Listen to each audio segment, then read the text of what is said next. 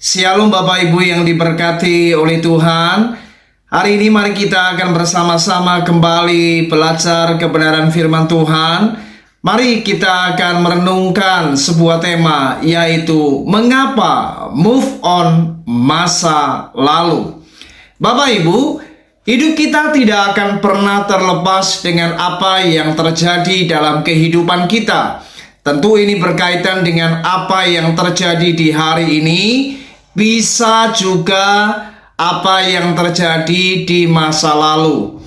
Namun ada kalanya banyak anak-anak Tuhan yang masih saja tidak bisa move on untuk perkara-perkara yang telah terjadi. Tidak sedikit wanita yang tidak bisa move on dengan pengalaman kekasihnya yang telah melukai, berkhianat, yang telah meninggalkannya. Tidak sedikit ada seorang istri yang tidak bisa move on dengan apa yang dilakukan oleh suaminya. Dan masih banyak lagi, bahkan anak-anak Tuhan yang melayani Tuhan juga tidak bisa move on dengan teman-temannya yang telah memperlakukannya tidak dengan pantas. Saudara, mari hari ini Tuhan ingin kita move on dengan masa lalu. Yesaya pasal yang ke-43 ayat yang ke-18, firman Tuhan berkata, firman-Nya, janganlah ingat-ingat hal-hal yang dahulu, dan janganlah perhatikan hal-hal yang dari zaman purbakala. Mari jangan kita ingat-ingat apa yang terjadi di masa lalu. Jangan kita perhatikan dikatakan apa yang terjadi di zaman purbakala. Itu artinya belajarlah move on hal-hal yang terjadi di masa lalu. Mengapa, saudara?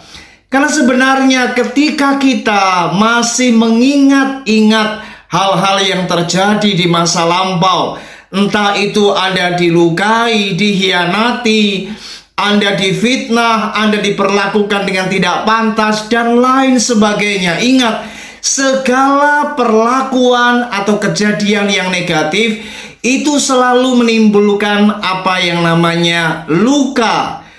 Dan inilah yang seringkali tidak kita sadari. Justru ketika kita mengingat-ingat masa lalu dan kita tidak bisa move on, itu artinya Anda selalu bertemu atau Anda selalu berjumpa dengan perkara-perkara yang menyakitkan. Daripada kita terikat dan kita terus tidak bisa bebas dari ikatan masa lalu, mari lebih baik kita mengampuni masa lalu yang terjadi. Artinya mengampuni orang-orang yang telah melukai Anda, siapapun itu. Entah itu orang yang paling dekat, entah itu orang yang paling Anda sayangi.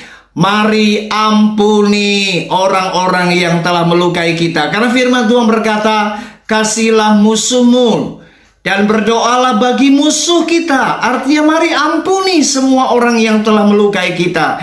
Dengan kita mengampuni, maka tentu hati kita akan terbebas dari segala ikatan dan hidup kita bisa tenang, bahagia, dan penuh sukacita. Mari move on lah dari masa lalu.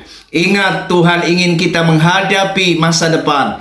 Tuhan ingin kita melihat hari depan yang dijadikan Tuhan, dan itu selalu berbicara tentang perkara-perkara yang jauh lebih baik.